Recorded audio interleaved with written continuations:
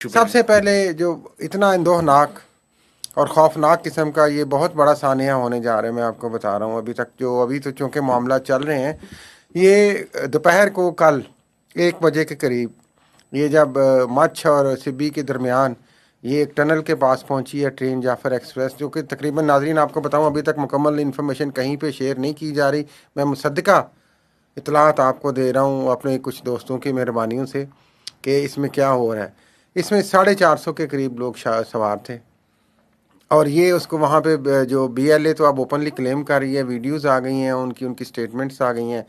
انہوں نے وہاں پہ ٹرین کے ڈرائیور اور والے حصے پہ بلاسٹ کیا ہے، ڈرائیور وہاں پہ ہلاک ہو گئے ہیں، شہید ہو گئے ہیں۔ اس کے بعد انہوں نے ٹرین کو کیپچر کیا ہے، کچھ لوگوں کو وہ پہاڑیوں پہ لے گئے ہیں، کچھ لوگوں کو وہ بس کے ٹرین کے اندر انہوں نے ہائی جیک کر کے رکھا ہوا ہے۔ 24 گھنٹے سے زائد ہو گیا، یہ آپریشن کلیئرنس آپریشن جاری ہے۔ پاکستان کی جو فورسز ہیں وہ بڑی تیزی سے اور بڑی احتیاط کے ساتھ، کیونکہ اس میں بہت سارے بچے عورتیں شامل ہیں،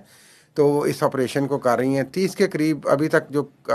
سیکیورٹی فورسز کی طرف سے اطلاعات ہیں، دہشت گرد مارے گئے ہیں، 190 کے قریب چھڑا لیے گئے ہیں جو لوگ ہیں، یا انہوں نے بھی بیچ میں ان کا بی ایل اے کے دعویٰ کہ انہوں نے چھوڑے ہیں، جن میں زیادہ تر خواتین، بوڑھے اور بچے شامل ہیں،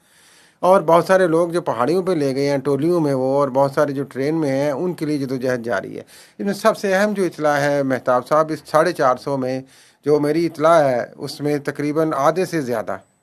سیکیورٹی فورسز کے جوان ہیں، ہمارے پاکستان افواج کے سولجرز ہیں اور لو رینک کے آفیشلز ہیں، ان میں 1-2 شاید میجر بھی ہیں، اور 1-2 میجر شاید فیملیز کے ساتھ بھی ہیں، اور 2-3 کیپٹنز بھی ہیں جو اس وقت ہوسٹیج بنے ہوئے ہیں۔ تو یہ ایک الارمنگ سچویشن ہے۔ یہ جب سیکورٹی فورسز آبویسلی انشاءاللہ تعالیٰ کلیئر کریں گی سارے معاملے کو تو وہ ساری تفصیلات دیں گی، لیکن یہ میں سب سے پہلے تو مذمت کرتا ہوں، کوئی بھی سیپریٹسٹ تنظیم ہے یا کوئی بھی تنظیم ہے، دیکھیں نہ میں کسی رمضان کی بات کرتا ہوں، آپ بے گناہ معصوم لوگوں کی جانوں سے ایسے کیسے کھیل بہت ہی سکتے زیادہ ہیں؟ زیادتی ہے۔ آپ کیسے اس طرح کھیل سکتے ہیں ان کا اگر آپ کا پالیسی اختلاف ہے ریاست سے یا کسی عام حکومت سے، معصوم لوگوں کو آپ کیوں ان نشانہ لوگوں کو بنا رہے کیوں ہیں؟ اس طرح ہوسٹیج بنا کے اپنے مطالبات منوا رہے ہیں؟